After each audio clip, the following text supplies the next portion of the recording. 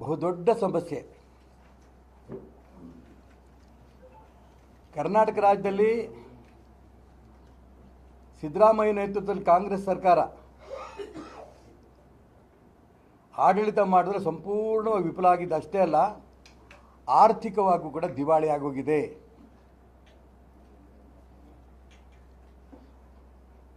ಇದರ ಸ್ಪಷ್ಟ ನಿರ್ದೇಶನ ರಾಜ್ಯದ ಗುತ್ತಿಗೆದಾರರಿಗೆ ಪೂರ್ಣಗೊಂಡ ಕಾಮಗಾರಿಗಳ ಬಗ್ಗೆ ಹಣ ಪಾವತಿಸಲು ಆಗದಿರಷ್ಟು ದಿವಾಳಿ ಹಂತದಕ್ಕೆ ಈ ರಾಜ್ಯ ಸರ್ಕಾರ ತಲುಪಿದೆ. ಗುತ್ತಿಗೆದಾರ ಹಲವಾರು ಬಾರಿ ಸರ್ಕಾರವನ್ನು ಈ ವಿಷಯವಾಗಿ ಎಚ್ಚರಿಕೆಯನ್ನು ಕೊಟ್ಟಿದ್ದಾರೆ. ಹಣಕಾಸು ಇಲಾಖೆಯನ್ನು ತಮ್ಮ ಹತ್ರನೇ ಇಟ್ಕೊಂಡಿರುವಂಥ ಸಿದ್ದರಾಮಯ್ಯನವರು ಒಂದು ರೀತಿಯ ನಿಸ್ಸಹಾಯಕರ ಕೂತಿದ್ದಾರೆ. ಲೋಕೋಪಯೋಗಿ ಇಲಾಖೆ, ಜನಸಂಪನ್ಮೂಲ ಇಲಾಖೆ, RDPR ಇಲಾಖೆ, ಸಣ್ಣ ನೀರಾವರಿ ಇಲಾಖೆ, ನಗರಾಭಿವೃದ್ಧಿ ಇಲಾಖೆ, ವಸತಿ ಮತ್ತು ವಕ್ಫ್ ಇಲಾಖೆ, ಕಾರ್ಮಿಕ ಇಲಾಖೆ, BBMP ಹೀಗೆ ಹಲವು ಇಲಾಖೆಗಳಿಂದ ರಾಜ್ಯ ಗುತ್ತಿಗೆದಾರರಿಗೆ ಬಾಕಿ ಇರುವ ಮೊತ್ತ ಭಯ ಆಗುತ್ತೆ ನೋಡಿದ್ರೆ. ಎಲ್ಲ ಇಲಾಖೆಗಳಿಂದ ಕಾಂಟ್ರಾಕ್ಟರ್ಗಳಿಗೆ ಬರಬೇಕಾಗಿರೋಂಥ ಒಟ್ಟು ಹಣ 37,000 ಕೋಟಿ. 37,000 ಕೋಟಿ. ಇದರಿಂದ ಯಾವುದೇ ಅಕಸ್ಮಾತ್ ಹೊಸ ಟೆಂಡರ್ ಕರೆದ್ರೆ ಯಾವ ಕಾಂಟ್ರಾಕ್ಟರ್ ಕೂಡ ಅವನು ಅರ್ಜಿ ಹಾಕಕ್ಕೆ ತಯಾರಿಲ್ಲ. ನಾವು ಕೆಲಸ ಮಾಡಿದ್ರೆ ರಾಜ್ಯದ ಸರ್ಕಾರದ ದುಡ್ಡು ಬರಲ್ಲ. ನಾನು ಹೇಳಿದೆ ಮೊನ್ನೆ, ಶಿವಮೊಗ್ಗ ಪಕ್ಕದಲ್ಲಿದ್ದ ಯಲವಟ್ಟಿ ಕೆರೆ ಬರೀ 1.5 ಕೋಟಿದು. ಯಾರು ಮುಂದೆ ಬರಲಿಲ್ಲ. ನಾನು ಯಾರಿಗೋ ರಿಕ್ವೆಸ್ಟ್ ಮಾಡಿಕೊಂಡು ಅಪ್ಪ ನೀನು ಹಾಕು ಅಂತ ಹೇಳ್ಕೊಂಡು ಹಾಕಿದ್ದಾಯ್ತು. ಶಿವಮೊಗ್ಗ ಆಶ್ರಯ ಮನೆಗಳದು ಆ ಕಾಂಟ್ರಾಕ್ಟರ್ಗೆ ದುಡ್ಡು ಕೊಟ್ಟಿಲ್ಲ, ಬಾಕಿ ಕೊಟ್ಟಿಲ್ಲ ಅಂತ ಹೇಳ್ಕೊಂಡು ಅವನು ಊರೇ ಬಿಟ್ಟು ಹೋಗ್ಬಿಟ್ಟಿದ್ದಾನೆ. ಕೆಲಸ ಪೂರ ನಿಂತೋಗಿದೆ. ನಾನು ಈ ಸಂದರ್ಭ ಉಸ್ತುವಾರಿ ಸಚಿವರಾದ ಮಾನ್ಯ ಮಧು ಬಂಗಾರಪ್ಪನವ್ರಿಗೆ ಪ್ರಾರ್ಥನೆ ಮಾಡ್ತೇನೆ, ದಯವಿಟ್ಟು ಆ ಕಾಂಟ್ರಾಕ್ಟರ್ಗಳು ಕೊಡಬೇಕಾದಂಥ ಆಶ್ರಯ ಬಡವರ ಮನೆ ಆ ಹಣವನ್ನು ತಕ್ಷಣ ಬಿಡುಗಡೆ ಮಾಡಿಸಿ. ಜೊತೆಗೆ ಈ 37,000 ಕೋಟಿ ಬಗ್ಗೆ ಮುಖ್ಯಮಂತ್ರಿಗಳು ಗಮನಿಸಬೇಕು.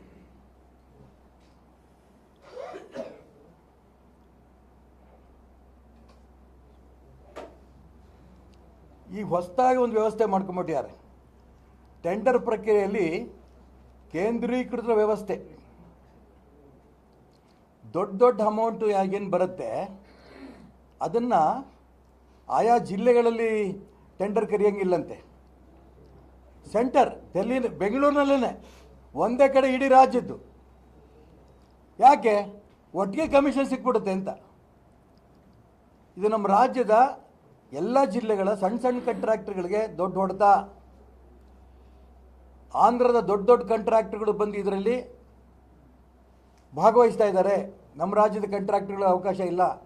ಅದಕ್ಕೋಸ್ಕರ ನಾನು ಒತ್ತಾಯ ಮಾಡ್ತೇನೆ, ಎಲ್ಲ ಜಿಲ್ಲೆಗಳಲ್ಲೂ ಕೂಡ ಆಯಾ ಜಿಲ್ಲೆಯಲ್ಲಿ ಆಗೋ ಕೆಲಸ ಬಗ್ಗೆ ಆಯಾ ಜಿಲ್ಲೆಯಲ್ಲೇ ಟೆಂಡರ್ ಕರೀಲಿ. ಅದು ಬಿಟ್ಟು ಇಡೀ ರಾಜ್ಯದ ಒಂದೇ ಕಡೆ ಟೆಂಡರ್ ಕರೆಯುವಂಥ ವ್ಯವಸ್ಥೆ ಇದೆಯಲ್ಲ, ಇದನ್ನು ತಕ್ಷಣ ನಿಲ್ಲಿಸಬೇಕು.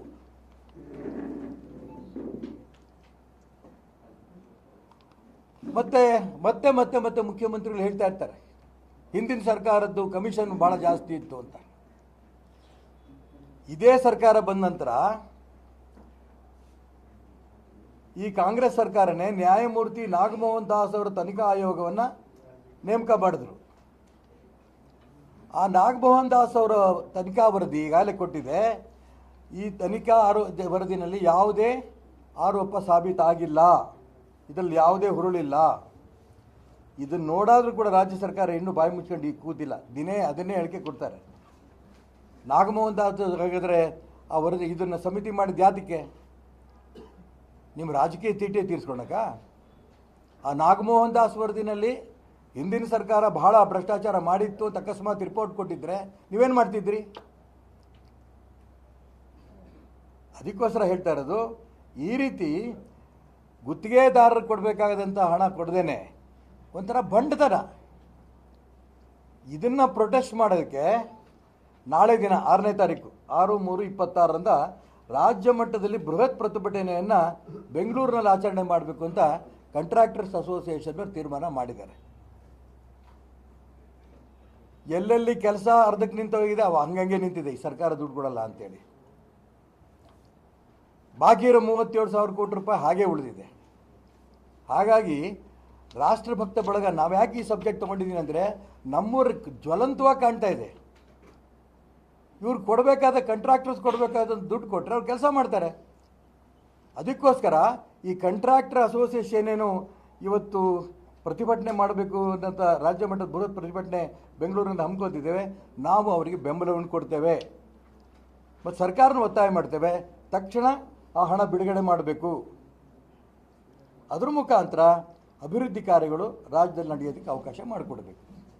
ಇದು ನಮ್ಮ ಒತ್ತಾಯ.